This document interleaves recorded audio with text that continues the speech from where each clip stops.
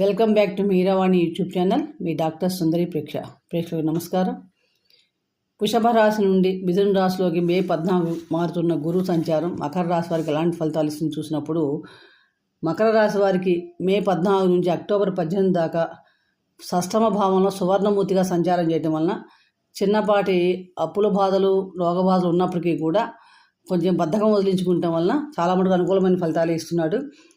October 18 నుంచి December 5 వరకు కూడా సప్తమ భావంలో లోహమూర్తిగా సంచారం చేయటం వలన అనుకూలతలు ఉన్నప్పటికీ కూడా శ్రమతో కూడిన విజయావకాశాలు లభిస్తాయి. చిన్నపాటి కుటుంబ సౌఖ్యం తగ్గే అవకాశాలు కూడా కనిపిస్తున్నాయి. డిసెంబర్ 5 నుండి 2/6/2026 వరకు కూడా షష్టమ భావంలో రజితమూర్తిగా సంచారం చేసేటప్పుడు కొంచెం శత్రుపీడ, రోగ భయం, వ్యాధులు, కలహాలు ఉండే అవకాశం ఉంది. కాబట్టి ఇక్కడ జాగ్రత్తగా ఉండాలి. గురువు మొత్తం అనుగ్రహించాలంటే ఈ సంవత్సరం అంతా కూడా మీరు అరటిపళ్ళు గురువారం నాడు శనగలు దానం చేయడం